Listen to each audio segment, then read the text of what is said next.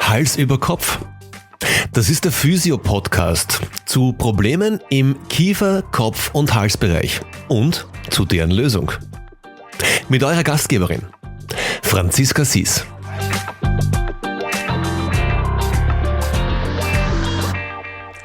A warm welcome to the 8th episode of my Physio podcast, today in English with Jennifer Nelson from the US, from Minnesota. Hello.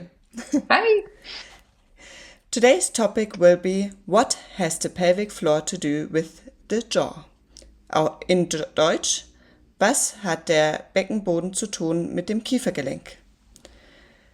Jennifer finished her doctorate of physical therapy in 2008 and in 2017 completed her doctorate of science in physical therapy. She is a physical therapist and a former assistant of the Crafter concept. She has authored several book chapters in the 3rd edition of the Travel and Simon's Myofascial Pain and Dysfunction, the Trigger Point Manual. She is specialized in pelvic floor patients and recognized that a lot of those patients seems to have a problem with a jaw or headache. So, thanks for coming, Jennifer. Or Thanks. Not for coming, that would be too far away, but that would be fun. Yes, that would be nice. But to have time. I'm excited. Yeah. Thanks for having me. Yes, thanks. So Jennifer, you are specialized in pelvic floor patients for a really long time. How come that you also got specialized in patients with craniofacial pain? It's similar to how I kind of came into seeing pelvic floor patients. When I was going through my orthopedic studies, I noticed that everyone kept talking about back pain. The pelvic floor also helps with this. The hip, the pelvic floor helps with this. And so I was wondering, why are we not assessing the pelvic floor? And so I went in to study the pelvic floor. And so I come at the pelvic floor from a very orthopedic standpoint, not just from the pelvic floor standpoint. So as I was treating my pelvic floor patients, I was also noticing that a lot of them had head, neck, jaw, and other cranial oral facial pain problems that they may have or may not have seen another therapist for, but they weren't getting better. Or after we started doing our pelvic floor treatments, they started to get better. We all know that the less practitioners that a patient sees, the better. So I like to be able to treat the whole person. And so I thought I would start to look at this connection a little bit better. And luckily, Crafta happened to be offering classes right next door to where I was I was practicing at that time in DC. So I was able to start. And then you started to treat the pelvic floor as well as the jaw, and you saw a better improvement than only treating the pelvic floor by itself, for example. Yeah. And most of my patients come to me for pelvic floor, and then we end up treating the jaw stuff as well. I find that I also, when I do have patients coming to me for the jaw, especially if they've seen other therapists before me, I'll at least screen them for the pelvic floor, and then we usually do something. It might even just be as simple as some diaphragmatic breathing where we work on breathing more into the pelvic floor.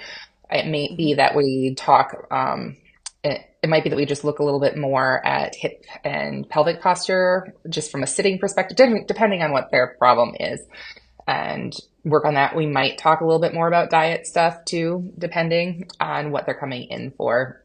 I just want to make sure that I'm treating the whole person, which I think we're going to talk about a little bit more, is how some of those connect. So, yes. How is the pelvic floor connected with the jaw? So they're both on either side of the digestive tract. So, any food that comes through your mouth or any liquid that comes through your mouth has to go through your digestive tract or through your kidneys and comes out through your bladder and your rectum. So there's that connection.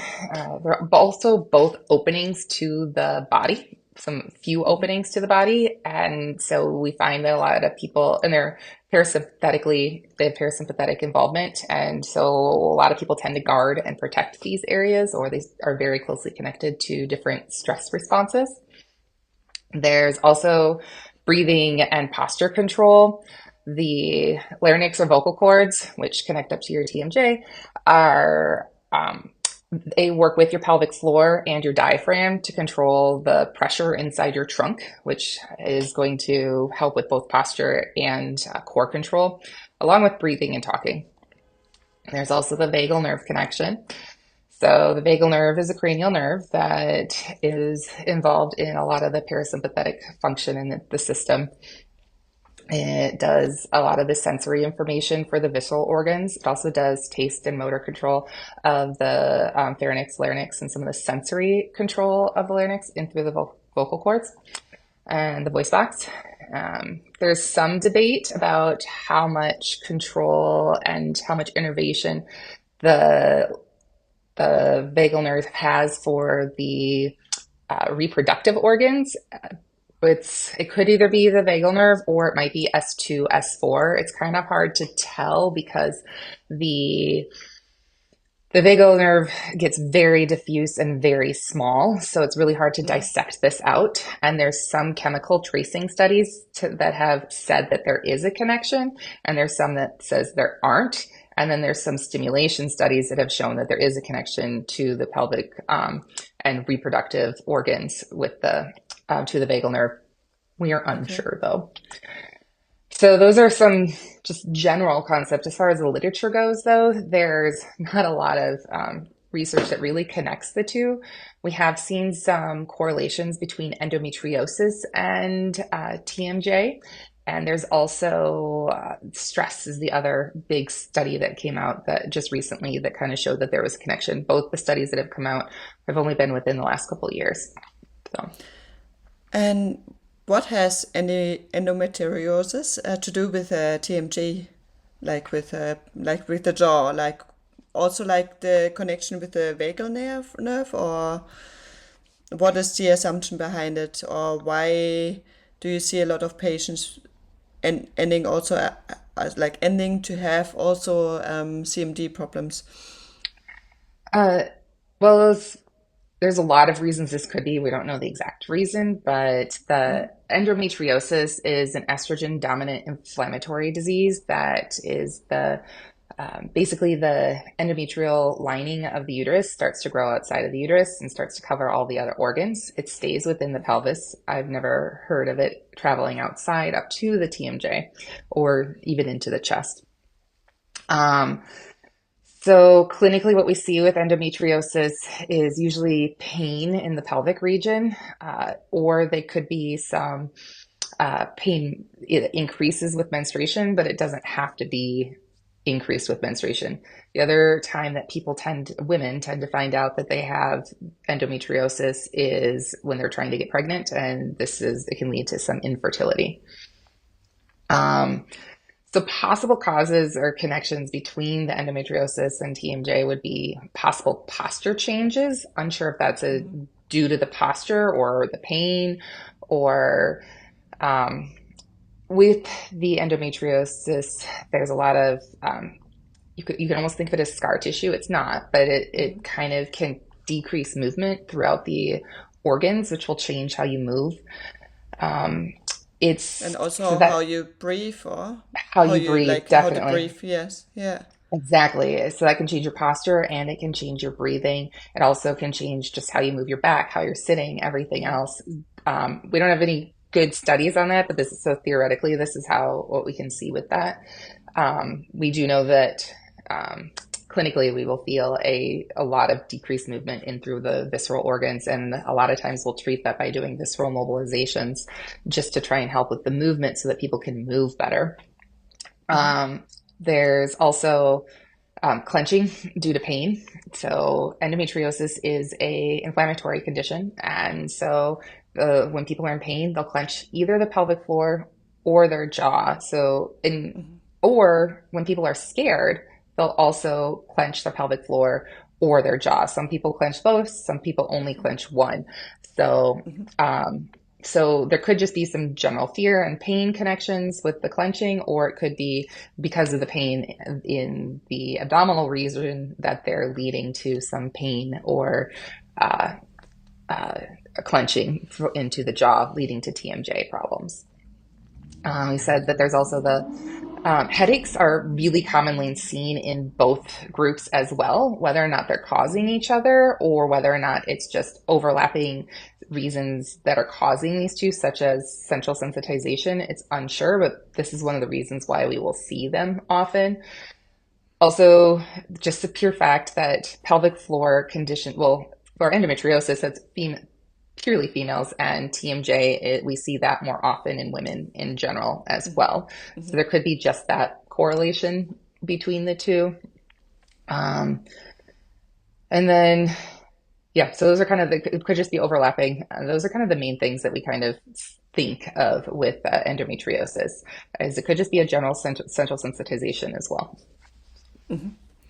And also like so similar connection with stressed people, as you said. Yes. So people, when they are stressed, they seem to sometimes clench the pelvic floor as well as the teeth or the Yeah, because a lot of region. Yeah. And a lot of people who have endometriosis have absolutely no pain. We have no idea why some people have pain and other people don't. So this could be a stress response, or perhaps it's just kind of like the straw that tips the camel's back. Is you've got enough areas that are functioning differently that your body goes into protective mode. It could be that. It could be genetic. It could be psychological, and just the type of behaviors that people have, and their way that they've learned to adapt to things leads them more able or less able to adapt to these changes. There's a lot of theories out there, but we don't really know why. Because same thing with the TMJ, we know a lot of people who they might not have perfect mechanics, but they don't have perfect posture, and they have no problems. So there's something else going on there. We just don't know exactly what right now. So. Yeah, and similar also like to disc prolapse. Some people with disc prolapse have pain maybe traveling down the arms or legs, and some Exactly. who have disc prolapse never have any pain. Just, Exactly. yeah, Whether or not it's touching their nerve or not, we yeah, can't tell based off of the imaging. So we're still not sure. So especially since we're not really sure, we end up taking a very general. I like to take a really general approach with these people and be able to look at all the different contributing factors. And the longer that people have these problems, they usually start to have multiple other things playing a role into the what's going on. So. yeah. Yeah, it's mostly more complex. Yes, It's always more yes. complex. And that's the Yes. reason why, just like with the TMJ stuff, if you guys start looking at some Yes. of the pelvic floor stuff, because you're like, I don't know what else is going on. That's kind of how I was like, well, there's got to be other things going on with the pelvic floor. So let's go look at the Yeah, jaw. yes. So, And why is constipation and bloating common with TMD, and is there seems to be also like a connection to the pelvic floor? yeah. So when people have TMJ, they oftentimes, or any myofascial pain syndrome, they oftentimes will change how they're eating or how they're chewing. So the most common thing that they start to do is reduce the consumption of dietary fiber, and really healthy fruits and vegetables, nuts, and whole grains, because these are harder to chew. So those will all lead to bloating. The reduction in fiber can also lead to constipation as well. If you make huge changes in eating fiber quickly, that will also lead to bloating, Bloating. and bloating, usually not so much constipation, sometimes constipation. If you make huge changes quickly in your diet, your gut usually does not respond to that very well. You want to do that slowly. So don't think that if you are having constipation or bloating and you're not eating a lot of fiber, that the best option is to just eat all of a sudden 5, 6 fruits and vegetables a day. You want to increase that slowly. The other thing that tends to happen is people will change their drinking habits as well. They'll oftentimes decrease their water consumption in particular, and this increases constipation. We also know that digestion of lipids and starches starts by chewing and in through the saliva. So if we're not chewing as much, then we're not getting that same digestion, especially for the lipids and the starches. And this can cause changes in how our gut is able to digest these, which could possibly lead to both constipation and bloating.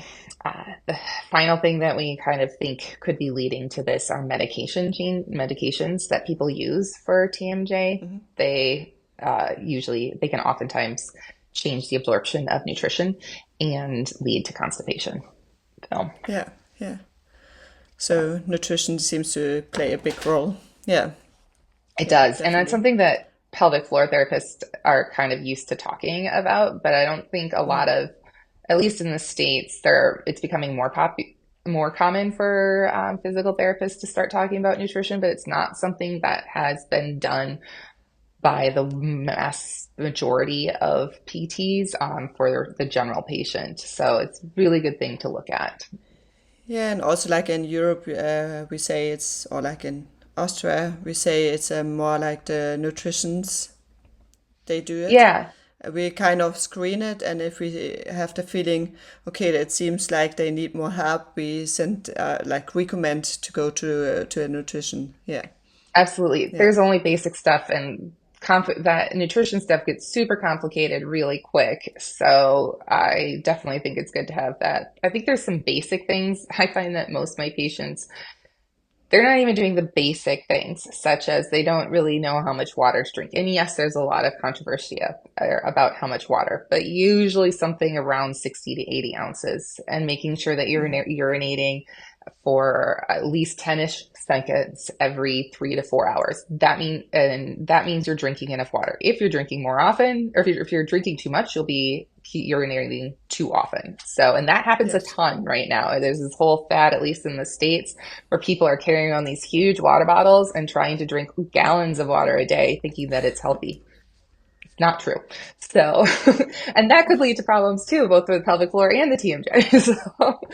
But yeah, so like I talk a lot, even though I'm not a nutritionist, there's some basic things that they don't need to go see a nutritionist for that they're just not getting. People don't even know how many fruits and vegetables they should be eating in a day. We know that less than 5 servings of fruits and vegetables in a day will lead to general health problems.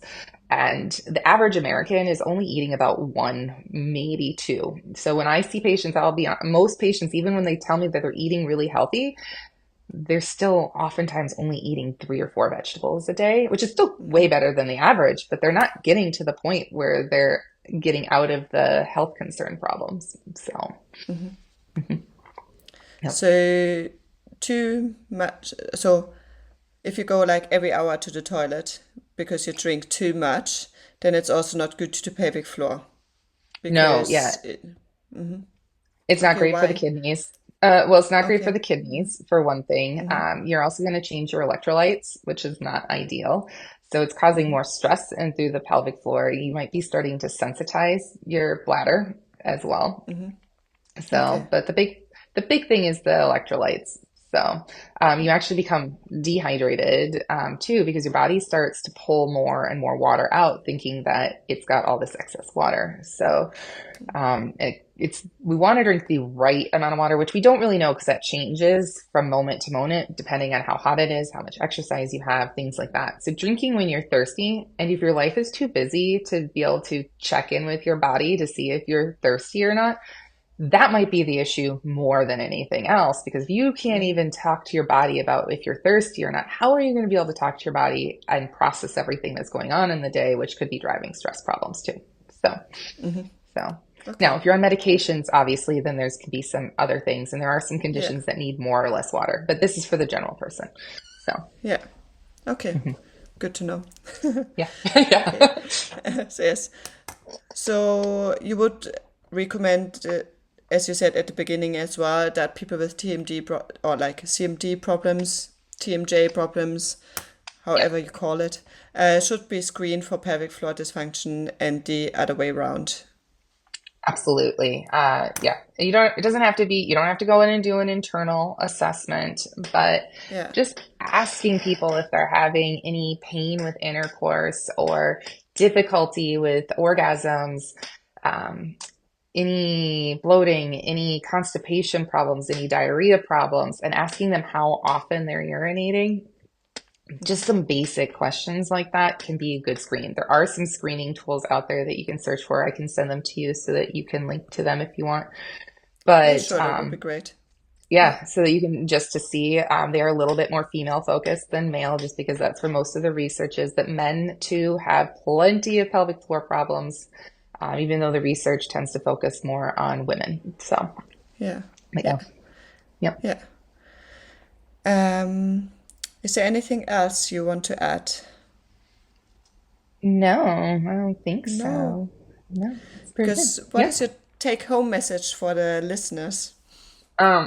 My take home message is the whole Yes. body is connected. So don't forget to look outside, especially when you're having a problem. The problem isn't going away like you want it to. You're not able to get it to the level that you want.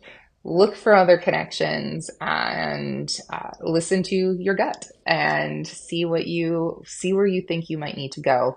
I really do believe patients know a lot about what they need, and sometimes they're afraid to talk to us about it because we are so highly specialized in one area or the other. So so I want patients to advocate for themselves. I think that's great. I really want, if you are a clinician, I really hope that you're really looking at the whole person and start asking questions outside of your comfort zone, even if you're not able to treat that, just to help the patient get to where they need and help them see that there might be some connections. Thanks. Thanks a You're lot. welcome. And thanks for your time. I definitely have planned now to do a pelvic floor course as well because I find it Yeah, interesting. Yes. Yes, I love definitely. it. Yes, I will see. Yes. But it's really interesting, the connections. And yes, thanks a lot for your time. It's now early in the morning in the US, isn't it? Or is it It's about 9 or 10:30, 10? Okay, so 10:30. like nearly So lunch, yep, nearly yep, lunchtime. Yes. yep, Perfect. exactly. So on a Friday though, so we'll see what I end up doing. Okay. Thanks a lot and have a nice, Absolutely. lovely day. You too. Bye. Take care. Bye.